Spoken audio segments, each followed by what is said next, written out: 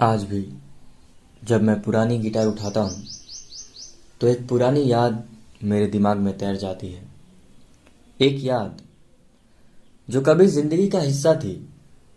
मेरा नाम आदित्य है और मैं एक म्यूजिशियन हूँ। बचपन से ही गिटार बजाता हूँ, लेकिन जो सबसे खास था वो था मेरे साथ का बैंड जो सिर्फ एक ग्रुप और फ्रेंड्स था, लेकिन एक बैंड बन गया था। और इस बैंड का एक ही ड्रीम था, म्यूजिक के जरिए दुनिया को अपने रंग दिखाना। सब कुछ इतना परफेक्ट था, सब कुछ इतना आसान था, तो क्या था जो हमने अपना म्यूजिक छोड़ दिया? ऐसे कई सवाल दिमाग में रहते थे, लेकिन जवाब कभी नहीं मिलते।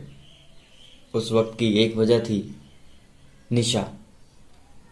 बचपन की दोस्ती से हम दोनों का रिश्ता कुछ गहरा था। निशा मेरी चाइल्डहुड फ्रेंड थी। मैं फर्स्ट क्रश बनी। लेकिन एक दिन जब हम दोनों थोड़े बड़े हो गए तो हमारे रास्ते अलग हो गए। उसने अपनी लाइफ में कुछ और डिसाइड किया था और मैंने अपने म्यूजिक को पीछे भाग रखा था। उसका मन था कुछ और करने का और मेरा था अपनी म्यूजिक का पीछा करने का। फिर कुछ साल गुजर गए और हम दोनों अपने अपने दुनिया में खो गए। मैं मुंबई में अपनी म्यूजिक करियर के पीछे भाग रहा था और निशा ने अपनी पढ़ाई कंप्लीट कर ली थी और एक कॉरपोरेट जॉब में चली गई थी। एक दिन मुझे एक लोकल म्यूजिक फेस्टिवल के बारे में पता चला। फेस्टिवल था जहां कुछ पुराने बैंड्स को रिवाइव किया गया था, जहां नए और पुराने म्यूजिशियंस का मिलन हो रहा था। मैं जाने की सोच रहा था, लेकिन एक पल में कुछ पुरानी यादों की लहरें मन में डूब आई। और यही था वो मोमेंट जब निशा का नाम सामने आया। क्या पता वो भी यहाँ हो, क्या पता हम दोनों एक बार फिर से मिल जाए। दिल के कोने में कुछ अजीब सी ठुमकी थी। मैं अपने आप को समझाने की कोशिश कर रहा था, पर एक पार्ट था जो इस चांस को खो देना नहीं चाहता था। और फिर फेस्टिवल के दिन जब मैं अपनी बैंड के साथ स्टेज पर गया, तब निशा वहां थी।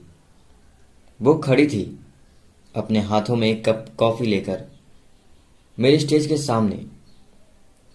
क्या सच में ये हो रहा था?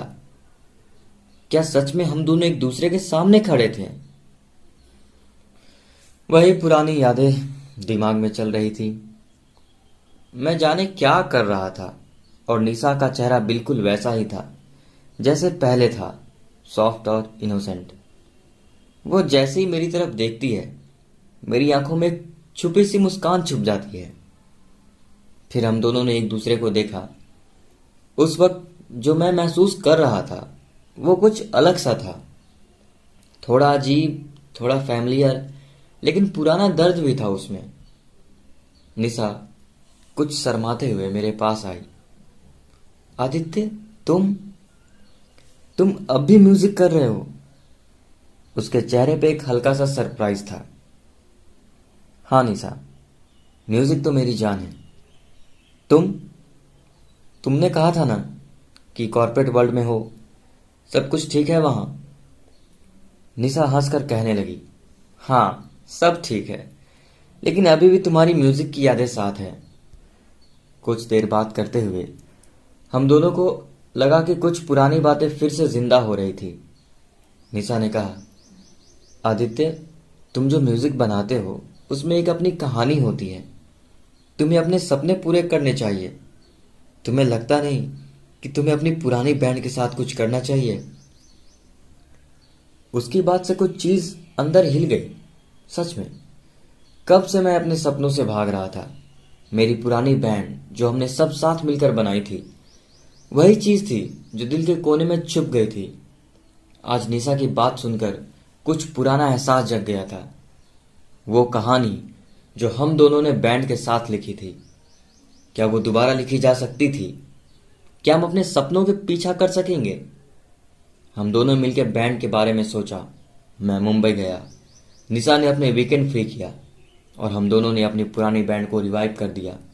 इस बार हमारे सपने छोटे नहीं थे, हमने एक नई एनर्जी के साथ म्यूजिक बनाया और अपने पुराने साथियों के साथ मिला के नए सपने देखना शुरू किए। ये सिर्फ म्यूजिक नहीं था, ये एक नया रिश्ता था। एक रिश्ता जो समय की कठिनाइयों को पार कर चुका था। निशा और मेरी कहानी अब पुरानी यादों का हिस्सा नहीं थी, बल्कि नए सपनों की तरफ चलने का एक नया रास्ता था। हम दोनों अपनी जिंदगी में नए चांसेस लेने के लिए तैयार थे। अपनी दोस्ती, अपने म्यूजिक और अपने सपनों को एक नई मिसाल बनाने के लिए भी। आज भी जब मैं अपनी गिटार उठाता हूं, निशा का चेहरा मेरे सामने होता है। उस दिन म्यूजिक हम दोनों को फिर से एक साथ लाया था और हम दोनों जाने की इस दोस्ती और प्यार को हम कभी ना खोना चाहेंगे। दुनिया को दिखा दो कि जो सच में हमारे दिल में है वो कभी कभी पुरानी यादों से भी नई कहानियां बनाता है। दोस्तों, आप लोगों का भी प्यार ऐसा ही होगा, बस उसको पहचानने की देरी है। धन्यवाद।